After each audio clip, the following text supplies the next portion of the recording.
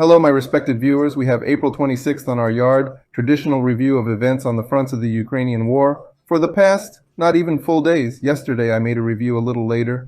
Yes, quite a lot of events happened, a lot of interesting trends. Let's talk about them with you now. Well, it is obvious that our main focus now is Ukrainian direction, where everything is more obvious. It becomes more obvious that the adversary has massive problems. Essentially, the talk is about the fact that the front, if has not yet crumbled, then very strongly cracked, the adversary retreats after each of our strikes. Well, and this speaks about the fact that the stability of his combat units to resist us is critically low. But before further developing our success, we need to secure the flanks. That's what our units were busy with yesterday. They slowed down the offensive a bit on the progress front because it was easy to feel underflank attack of the Ukrainian reserves. Let them there. And not much, but not yet. And the main direction of movement yesterday was from north to south and everywhere. All our troops have achieved significant successes, moving south from the village of Novokalinovo, which we took the day before yesterday. We were able to cover about a kilometer. In fact, we went to the rear of the fortified enemy that he held in the Bedici area. It's clear that the enemy didn't wait for us, so he withdrew his troops from there. In general, there's now a large gray zone in this half pocket, which our troops will gradually occupy to clear. That is, in general. Despite the fact that we have not yet occupied this territory, it has already been abandoned by the enemy and the enemy is retreating to the west. The enemy is putting up tougher resistance in the north because there he has a fairly serious fortified area there.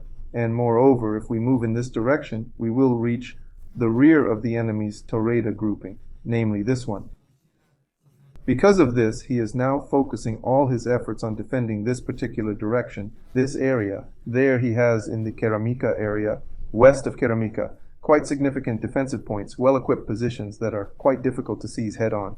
Difficult, precisely for this reason, we started to flow both from the east and from the west, moving from Okretin in the direction of Arkhangelsk. There is evidence that yesterday we reached the outskirts of this settlement. We there seem to have not yet settled, but the enemy has already withdrawn his forces specifically to Arkhangelskaya. He can no longer hold his positions in the fields. At the same time, our troops, bypassing Novokalinovo and Keramika from the east, reached the eastern outskirts of Keramika, knocked the enemy out of an important fortified company stronghold in the area.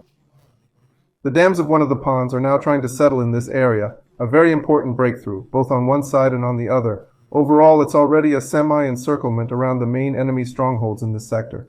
As far as I understand, our troops will continue to put pressure on the enemy in this direction today.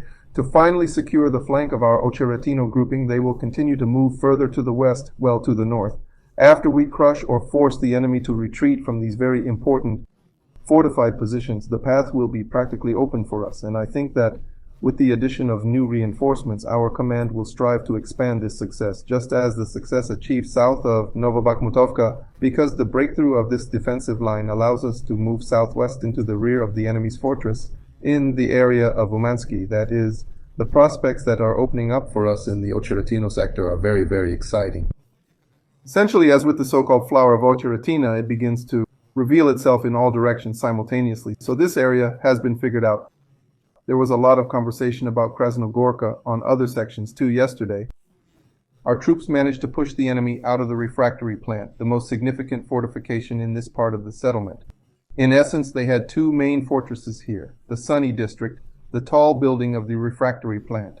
Our troops in a beautiful attack took over this crucial enemy stronghold and are now trying to clean up the refractory plant so it can become the base for further advance. The next movement in this area is clear, dictated by the terrain complications, attack from the refractory plant to the north into the one-story construction to cut off the enemy in the Sunny district. Well, the enemy understands this very well. I think now they will decide either to evacuate their soldiers without a fight and in this way save some from defeat, or try to resist, and I think to be defeated.